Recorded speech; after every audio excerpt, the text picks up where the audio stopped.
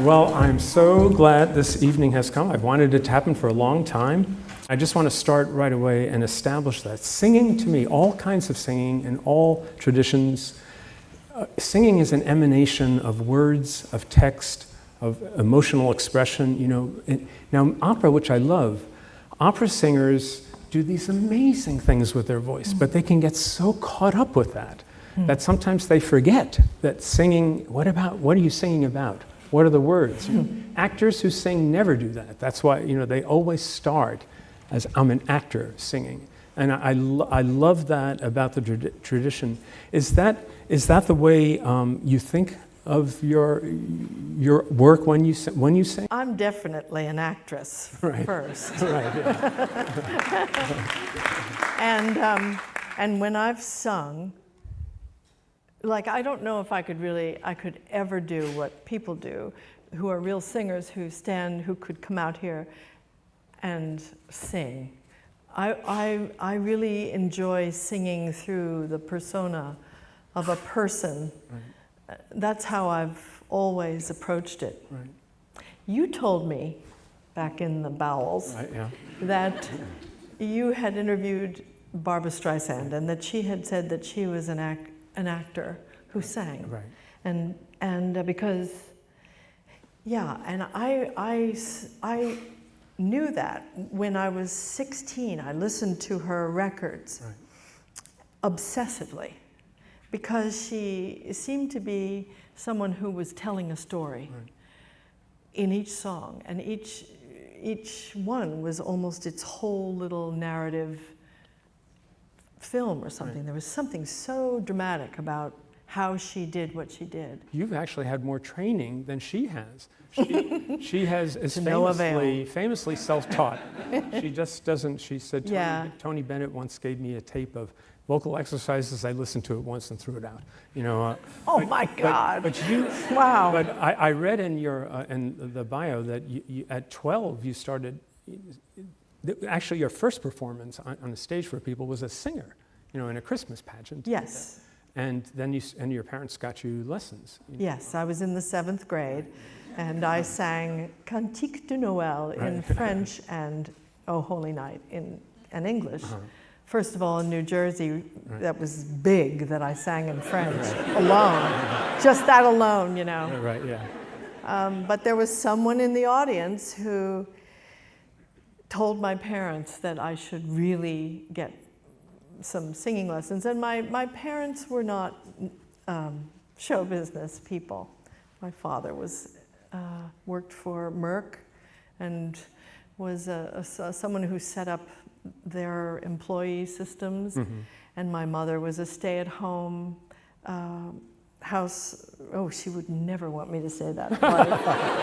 But she was a very big personality, confined to the home.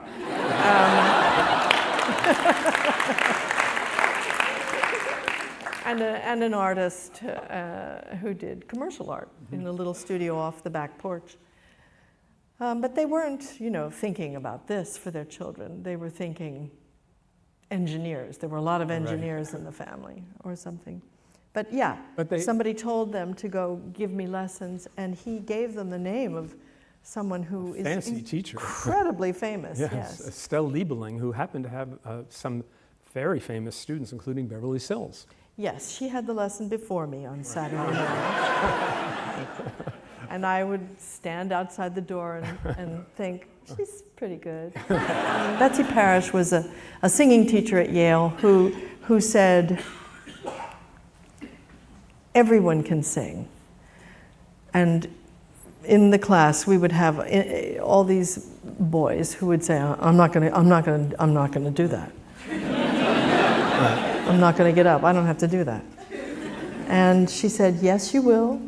You will learn to sing, and you will sing in front of us, and you'll make everybody cry.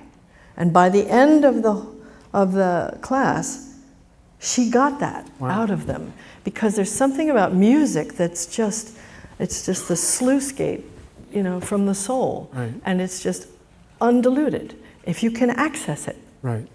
If you can get there, music does a thing that no preparation that an actor can imagine can do. It's just so direct. My mother used to say to me, she was very good at portraiture, and she said, Meryl, it's all in the eyebrows.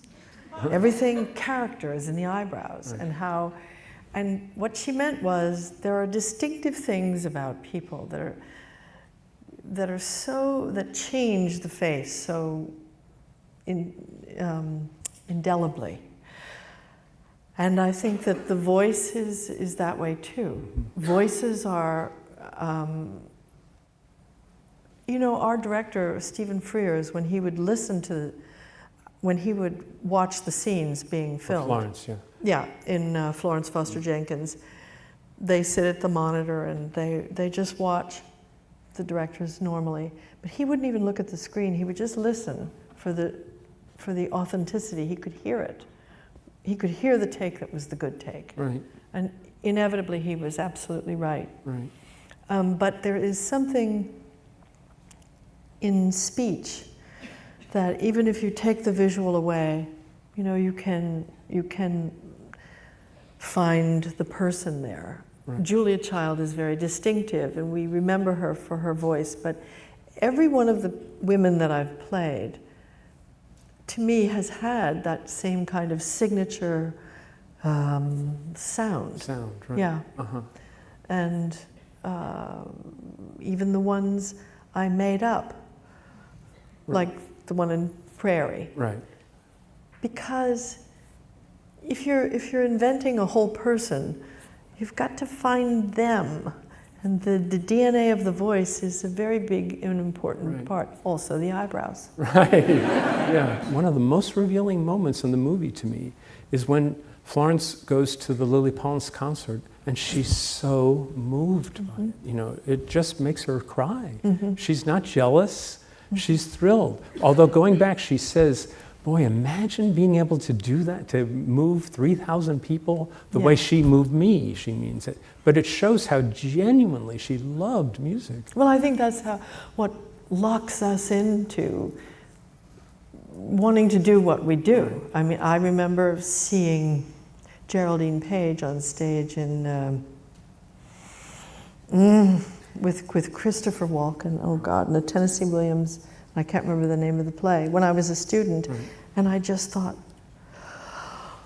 it was just like being fed for the first time. Right. I've just been watching the baby birds outside my window, the robins, and they're just like, and that's how, you feel that feeling, oh my God, a worm, it